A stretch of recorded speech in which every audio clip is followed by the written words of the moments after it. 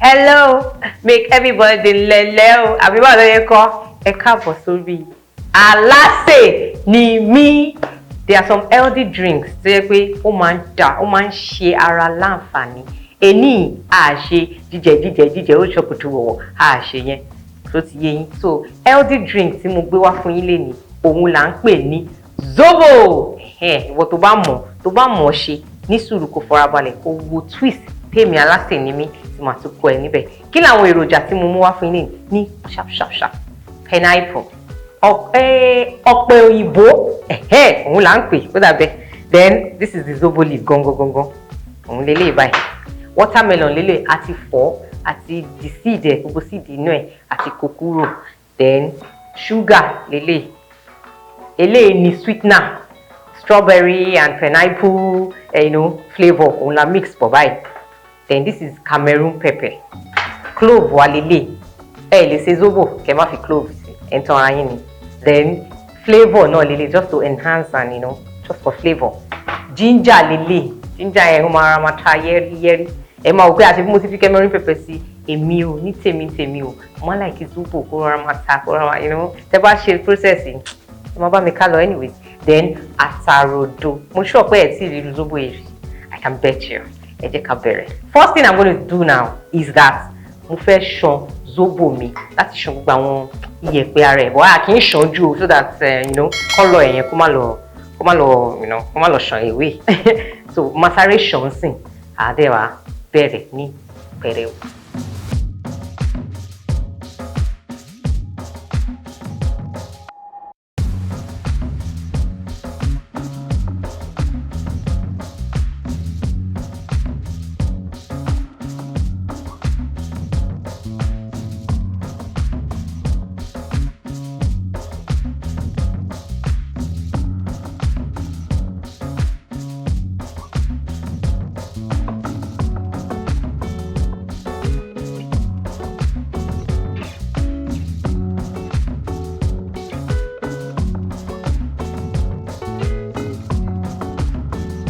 So nísìnyí àti ṣan Zobo wa mo sọ fún yín pé torí àwọn particles iyẹ̀pẹ̀ gbogbo ẹ̀hún ni ẹ ti rí ní tí mo ṣe ṣan Zobo mi tónítóní nìyẹn. Àwa dà gbogbo ẹ̀ sínú pot báyìí.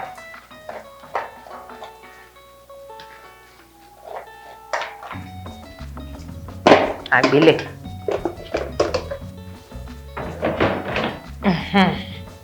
Nǹkan tí máa ṣe next. Màá mú ginger wá. Mo dẹ̀ ti ṣan ara ginger yìí dáadáa. Ẹlòmíì máa ń grate ginger yìí. Ara ginger náà ìyẹn peel ara ẹ̀ yìí ẹ lè scrape ẹ̀ dànù ẹ lè má scrape ẹ̀ but òun náà níṣẹ́ tó ń ṣe lára. So reason tí mo ṣe ń cut ẹ̀ into bits ni pé so that á tètè sun oró sí inú Zobo náà. Àwọn míì dẹ̀ máa ń jù sí lódindi. Nǹkan tó bá ti wù mí bẹ́ẹ̀ ṣe bá ṣe fẹ́ ẹ ṣe lè ṣe èmi ṣe sọ sí báyìí. So ẹ jẹ́ kí n lo ẹyọ kan. Then pineapple wa rè ara ẹ̀ rí pé ó mọ́ tónítóní àti fọ gbogbo iyẹ̀pẹ̀ ara ẹ̀. A máa wá peel ẹ̀ àti ti yọ kíní orí ẹ̀. So a máa peel ẹ̀.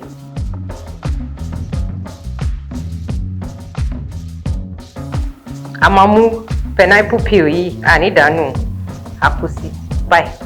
Ẹ make sure pé ẹ ṣàn dáadáa o. Àkósí báyìí. Torí òun náà a fẹ́ jẹ́ kó sun orú ẹ̀ sí.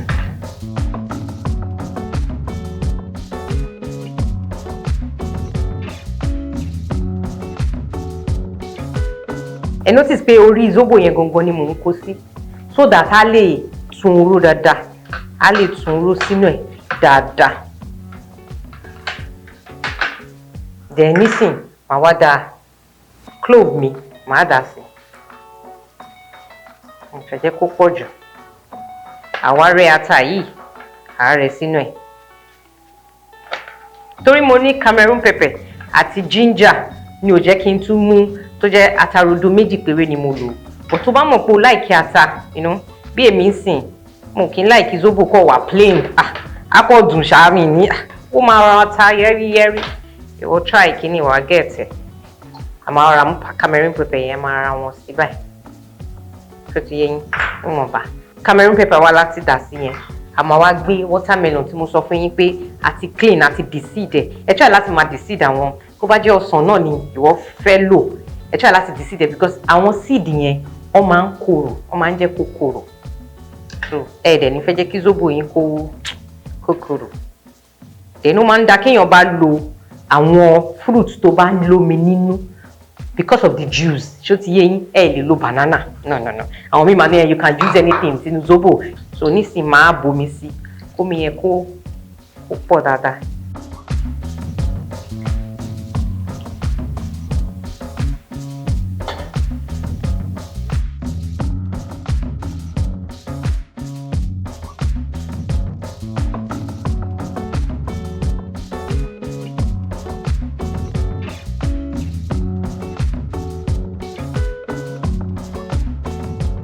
Àti bomi sí ẹ jẹ́ ká wá tanná sí báyìí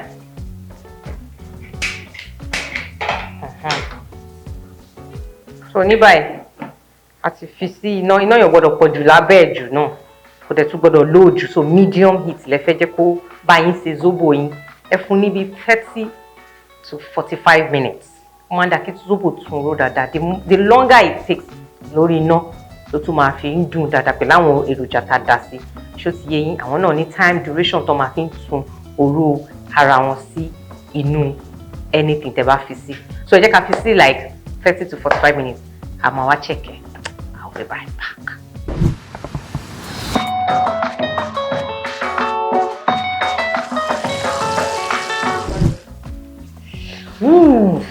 Àti dé padà mo sọ fún yín pé bíi 30 ìṣẹ́jú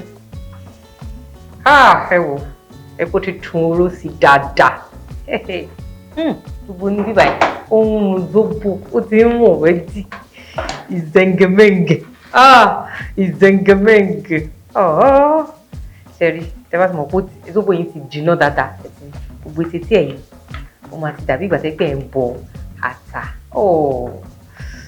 this is looking so prim cream and prim so ní báyìí nǹkan tí mo fẹ́ ṣe mò ń wá àwọn pineapple peel yẹn ẹ̀yìn pineapple tí arẹ́ sí yẹn iṣẹ́ àwọn ilé ti parí báyìí ẹ jẹ́ kí n máa ṣà kúrò.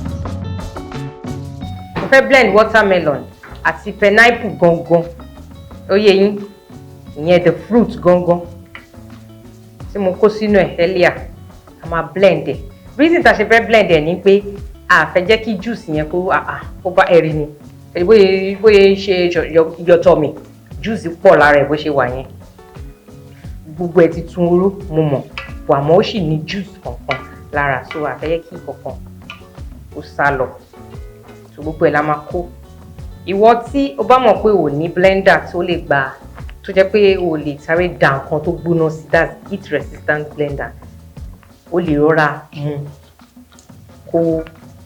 kó mú kíní kó match ẹ̀ ká wá fi sieve ká fi sieve ẹ̀.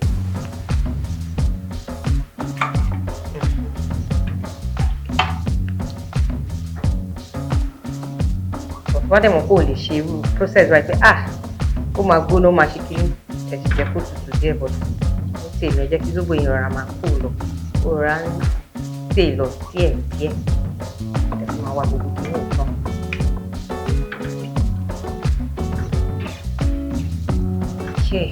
So mo ti wà tán báyìí so ní báyìí mo ti clear àwọn kíní a dẹ̀ ti paná di zobo nǹkan tí mo dà which is watermelon àti pineapple òun ni mo fẹ́ lọ̀ báyìí so a kúnná ẹ̀rí.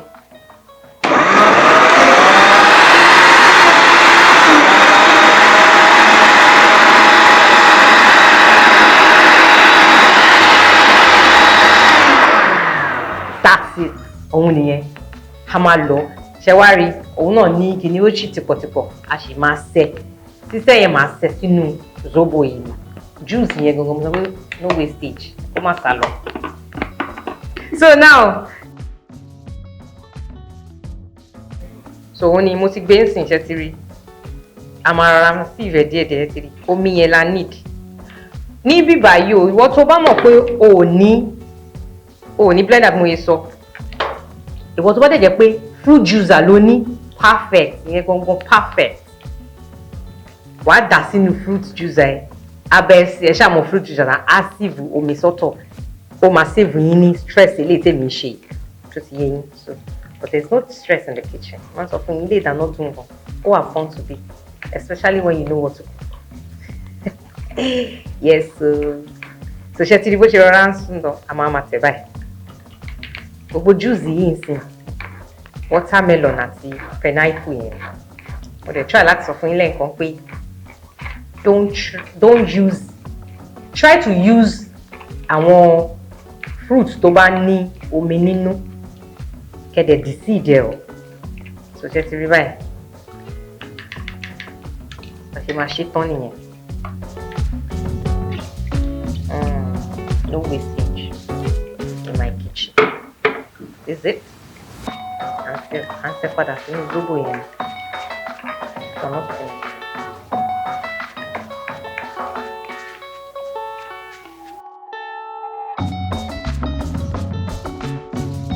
So ní báyìí jẹ́ kí n clear báyìí.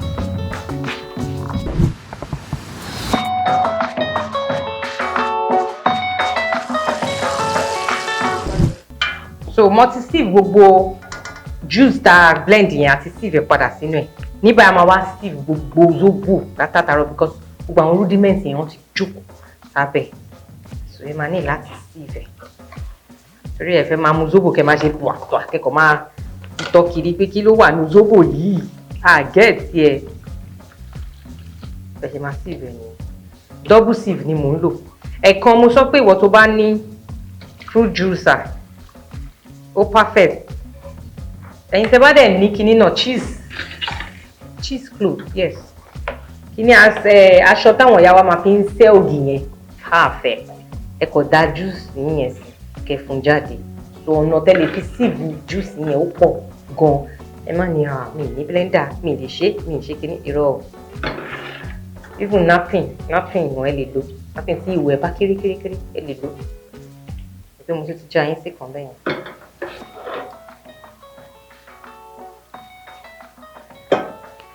ẹ máa ní pé kí ni double sieve so that á tètè yá sieve eléyìí sieve so eléyìí mo rest assured pé omi lásán ló ń lọ sí abẹ́ yẹn tónítóní ni zobo torí tẹ́ ẹ bá ṣe dáadáa ó máa tètè kan ó dẹ̀ máa mú yín lọ sí toilet.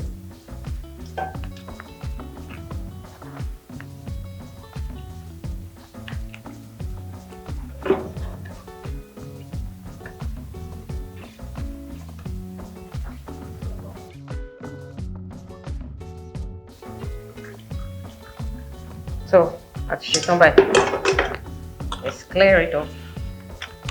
Wow, we have a clean zobo. So ní báyìí mo ti sieve zobo ẹ̀yin náà ti rí mo sieve dáadáa kò sí any particles kankan mọ́ síbẹ̀ mo ti sẹ́. So pot wa mo ti gbé kaná padà màá wá dà.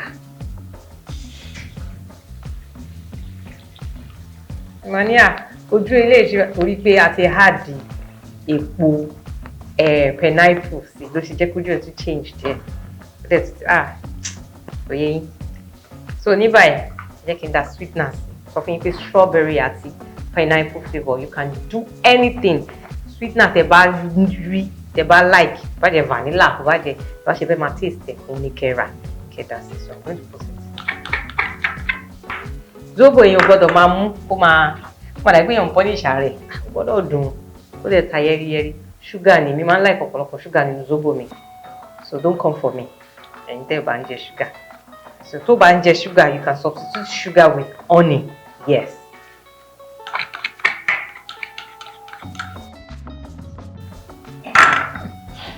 So flavour lele just díẹ̀ ni o strawberry flavour kínkínní ẹ̀ ní máa rọra kàn sí. Depends on the quantity of the zobo ndele. Pé díẹ̀ ni mo rà bù sí. Gbogbo ẹ̀ wá zẹ̀ǹgẹ̀mẹ̀ǹgẹ̀ kan wá sè. Kọ́ hó mọ́ra wọn. Chuku and zobo wa máa ready. Ẹ jẹ́ ká fún níbi 5 to 7 minutes kó tún sè dáadáa. Mo sọ fún yín pé the longer it takes lórí iná ni zobo ṣe máa ń tó ṣe máa ń dùn sí. Àti pé tẹ́ bá fẹ́ enjoy zobo yín dáadáa, ọjọ́ tẹ́ bá sè yẹn ẹ má mú òye yín, ẹ má tún dà kúrò nínú pot. Tẹ́ bá fẹ́ enjoy ẹ dáadáa, mo fún yín ní trick. Ẹ má mú kẹ́ má dà kúrò nínú pot yẹn. Tó bá dijọ́ kejì kẹ́ wá serve nínú jar, kẹ́ wá gbé sínú fridge. Bí mo ṣe sè yìí, ó lè lo 7 good days. Kò ní bàjẹ́, kò ní kan, kò ní ferment nínú fridge àbí freezer yẹn. Ó ṣọ́ọ̀bù tó wọ̀wọ̀. Ẹ jẹ́ kí n clear by then. Zobo wa máa ti ready. Okay, ẹ̀rí ìtẹ̀ tó ṣí rárá. Ó ti bọ́ọ̀bù. So good to wọ̀wọ̀. So wípé ní máa ń dùn tí wọ́n ti wà ní kitchen. Oh. This aroma is aroma. Aroma tó wà ní ilé ìdáná mi, it's 100%. Tantalizing. Ọmọ, bí kì í máa, so but I need láti pa. That's it. Àti the zobo wa tán. Bí zobo ṣe máa ń lò nìyẹn, process method tí èmi Alase Nimi kọ́ yín, ẹ try it. You can never go wrong. Gbogbo nǹkan ìwọ̀ntúnwọ̀nsì ni o. Ata, gbogbo ẹ̀ tí mo fi sí díẹ̀ ni o. Ojú ìdáwọn máa mú zobo táwọn máa gbá rí. Kí ló dé? But ìwọ̀ntúnwọ̀nsì á máa ta yẹ́rìyẹ́rì, á dẹ̀ dùn dáadáa. So máa jẹ́ kó tutù díẹ̀ kí n tó bù. And we'll now serve it, that's all.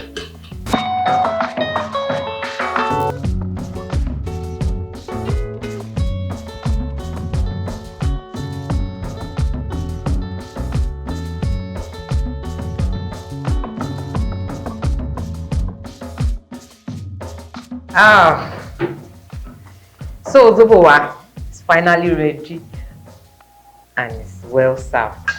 Ṣẹ́tìrì. Ẹ gbé sínú fridge mo yìí sọ fún yín. Màá wá lọ gbé sínú fridge á tutù dáadáa. Hey! Oh, just recreate this method tí mo kọ́ yín. Alase Nimi, tẹ́ bá ti recreate ẹ̀ tán, ẹ try láti send comment yín sí under comment section and don't forget to subscribe. Thank you for joining me today. Ẹ jẹ́ ká ṣe bẹ́ẹ̀ ní ọjọ́ mi. Ire o! I love you guys. I'm gonna put my zobo in the fridge. Yeah.